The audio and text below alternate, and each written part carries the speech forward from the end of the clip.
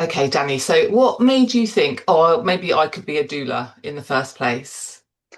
Well, it came from my mum. My mum had always said that I should be a doula. She met a doula or knew somebody that was a doula, so kind of like had looked into that and said, Danielle, it would just suit you so well.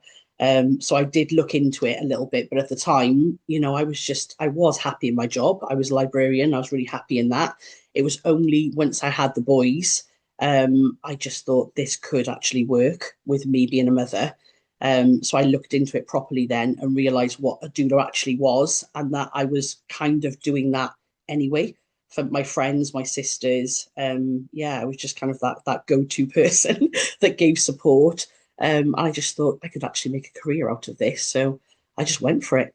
I had a little look around for courses, and yeah, that was it. So, what did you think doula work would be like before you trained, and what surprised you once you started? I actually thought that I would need to know a lot more medical things. I thought for me to be able to work in a hospital, you've got to know all of the jargon, you've got to know everything, the midwives are saying. I thought it would be more that, I thought, how am I going to do it? I need to study all the books, I need to know everything that could possibly happen in pregnancy. And I think since once I went on the course, I realized I was like, wow, it is more about holding space and just being that emotional support. I think that hit me massively. And it gave me confidence, to be honest. I just thought that's already what I'm doing. So I was just like, wow, I could actually do this work. And that's what I say now, when we're facilitating is don't overthink it. What's the one thing you wish someone had told you before you started? That I would be successful. I think that if you keep going, and keep believing in yourself, that you can make this work. Like if I looked back now and sort of spoke to the person I was 10 years ago and said, you'd be facilitating for nurture and birth, that you'd be a mentor, I would never have believed it. But that's what happens, when you put that hard work in and you believe in yourself, yeah, things like that can happen. So that's definitely what I would tell myself, I think. What's the biggest myth about being a doula that you would love to bust right now? Yeah, for me, it would be that we don't have a certain agenda. I think some people think that doulas are there to kind of be like, right, you have to have a natural birth. We're just there to listen to our clients, find out what they really want from their birth, and support them in that choice, no matter what they're having. Yeah, that's the biggest one for me. I just feel like we support them in whatever birth that they want. If you could go right back to the beginning and give yourself a little bit of advice at the beginning of your career, what would it be? It would be don't be shy about talking about what you do. Tell everybody that you meet, and I mean everyone. It doesn't matter what age they are, what sex they are, tell people that you're a doula because jobs come from those people. The more you talk about what you do, it is something that people ask, is what do you do for work? And if you've got your card ready to give them, with your, Instagram handles on it or your website, they remember you and your community will grow. That's what I would say is that networking for me was, yeah, really, really, really important at the beginning. As a successful doula, what would you say are some of your highlights? I think for me, it would be I've had certain clients. I have a lot of IVF clients, just for people that don't know, I have a lot of those. And I've actually been able to be there at conception, be there when the egg is implanted and then be on that whole journey with them. So, kind of seeing that baby grow, being there for the birth, and then afterwards being there postnatally. So, all in all, maybe spending 12 to 15 months with those people is just honestly the highlight of my career. And just thinking that I've made a difference to them on that journey and just, yeah, being part of that has been incredible. So, that's my first one. And then my second one would be repeat clients, I think, is people coming back to you and, saying what you've done for them the first time, that they want you there for the second or third birth. I'm 10 years in now. So yeah, that's the most I've done is three births for one person. So that's just been incredible as well. Is kind of just seeing those three babies, those three doula babies, has been, yeah, amazing for me. At what point did you see this as a proper business and not just a passion project? I think for me, it was when a client's mum got in touch with me and kind of said that, the client had needed someone to be there at her birth because she couldn't, as the mother. So she got in touch and kind of said, look, if my daughter wants to go through with this and have you as her doula, I'm willing to pay for it. And I think that's when it hit me that I'm actually providing like a really much needed service, that there are people out there that just need that support and haven't got it, for all different reasons. They haven't got that support. So yeah, for me, I think that's when it twigged and I thought, wow, this is huge. I can be there to support someone when her mother can't. It's a big responsibility, but I loved it. It was, yeah, probably one of the best experiences of my life as well to support her through such a difficult time. What would you say to someone who's on the fence and they're scared that they're not ready? I hear this a lot actually when I'm mentoring. I hear this an awful lot. I would say that if you feel a calling to be a doula and you're constantly hovering over, our Instagram page or going on the website all the time, for me, you already are a doula. You've got those qualities that is drawing you to this work. So you would be doing a disservice to other people when you think about it, to clients that could possibly have you in their lives, helping them and supporting them through what is a massive, point for them. That's what I would say is just don't sit on the fence, just do it and see what it's all about. And I think you definitely won't regret it. I don't. I'll never ever regret doing it. So, thinking back to the early days, what did you do to get your name out there? How did you start to build your reputation as a doula? I think, being chatty helped. I did definitely speak to as many people as I possibly could.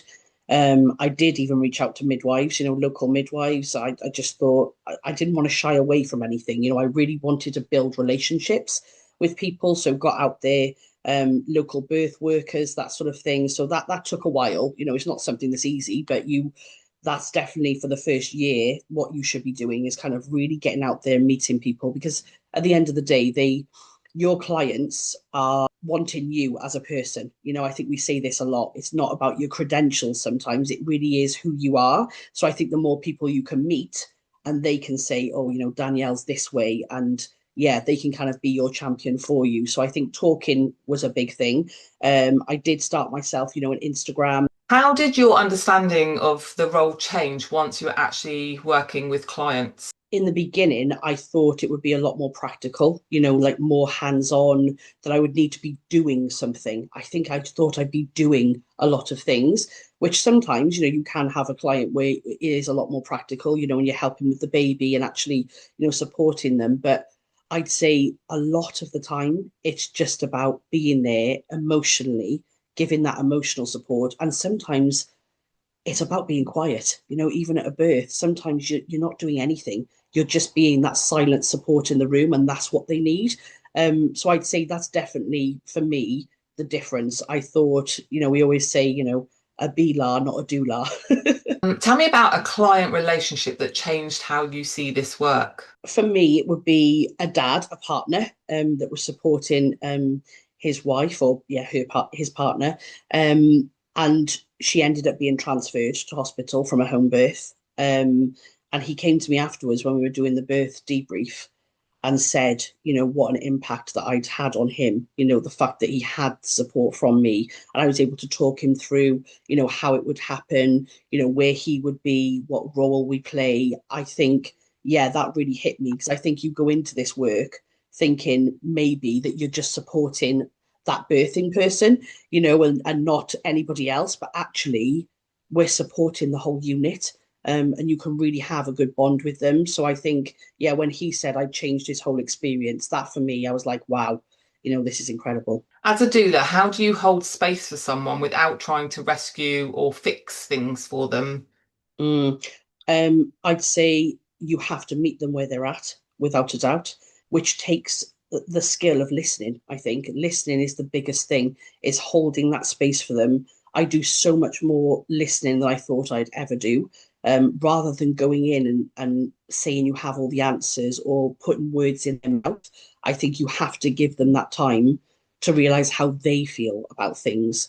So yeah, listening 100% is rather than fixing something. And then obviously, you can give them support once they've told you, but it's just to be that silent person that they can really kind of pour their heart out to. So, what did you get wrong with pricing or business mindset early on, and what shifted for you?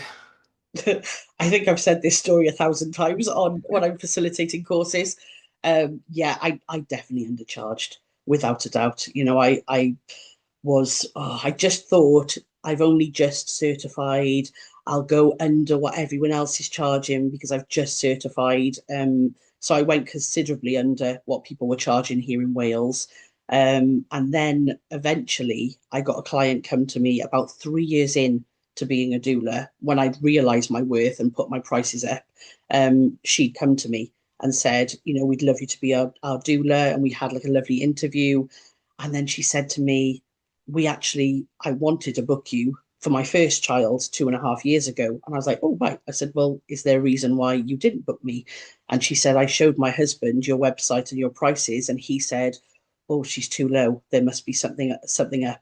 And it was a massive, yeah, it was a huge kind of like, it hit me like a wall. I was like, wow, that people actually are willing to pay for something that they really think can help them with support. And I think that's what clicked for me is the fact that I am giving a really good service. I put my all into every client. We have to charge our worth. It's as simple as that. You've got to charge, how you'll be changing people's lives. As a doula, how do you avoid burnout? What do you do to protect your own life alongside this important work? I think at the beginning, I think a lot of people actually tend to think, well, when you get a client or someone inquiring, you want to take everything. You just think, right, get the work, I'll have experience. And then for me, it was to the detriment of being a mother, at home. I realized I'd taken on too many clients. It's emotional work, this. It's emotional. It takes a lot out of you. And when you're juggling things at home as well, whether you've got children or not, it's a lot to juggle. So I'd say that's the biggest change that I've made. Now, if I get an inquiry, the first thing I do is look at how it will fit into my life, what I've already got planned. I still have the summer off. I'm always going to have the summer off. I think even though my boys are older, I just think I want to be there and be able to go camping if I want to, or a last minute barbecue. I want to be doing those things. And I think, yeah, that's the biggest thing for me is just to kind of make sure that your work is fitted into your life. That's the whole point in being self-employed. Don't forget that you're self-employed and this is your business. You can run it how you want to. What would you say to someone who assumes that doula work isn't a real career? Well, at the beginning, I juggled being a doula and a librarian. I'd been a librarian for 15 years and I was just scared to take that leap and leave my job fully. So I just went kind of down to 2 days in the library and then did doula work on the side, thinking, well, it'll be a nice kind of side hustle being a doula, and then I'll stick to being a librarian. But not only did I quickly realize that I preferred doula work, like obviously, because that is who I am, I really wanted to do it, but also the inquiries just kept flooding in. And I just thought, I could actually do this. This is a career. I think it just hit me that to go into it fully, I had to give up being a librarian. So I did. I just kind of put my notice in. And as you know, I haven't looked back since. Here I am, 10 years later, and I'm still going, still constantly having inquiries. So it definitely, yeah, if you're thinking about it, do it. It is definitely a career. What's kept you doing this for all those years? I think it's just the love of it. I genuinely love it. Like even 10 years down the line, I just feel like being a doula is me. I don't have to be someone else. I feel like it genuinely is in my core. Um, so whenever anyone says like, "What do you do?" and then I just start beaming when I'm telling them, they're just like, "Wow, you actually do love your job." I'm like, "Yeah, I do." But so many people don't love their work. They're just working to pay the bills. But I feel like, yeah, that I just love it. I love every part about it. I think it's a privilege to do something that you love and that you don't have to change your personality for. I find the clients that are as bonkers as me, and it just feels great. We have a friendship. It doesn't feel like work any day of the week for me. So yeah, I'll never stop doing it. What would you say to someone watching this who's asking themselves, is there a doula in me? Go for it. Just do it. If you're sitting on the fence and you've been thinking, oh, I'd really love to do this. And it's just a constant little thing in your mind. Just do it, just dig into it and really go for it. I think you've got to jump sometimes. Sometimes you've got to just jump into it. Same with me. I held on to my other job and I didn't fully jump in. But once I did, I just reaped so many rewards from it. And I also think, don't compare yourself to others. We often hear on our courses, facilitating, and they say, oh, I'd love to be like you. It's not about being like us. It's about being the person that you are. Getting that certification is the cherry on the top of the cake. Obviously, you're certified, which is brilliant, and you'll have your certificate, but really, you are already a doula. You are already doing that work. And I think believe in that and go for it.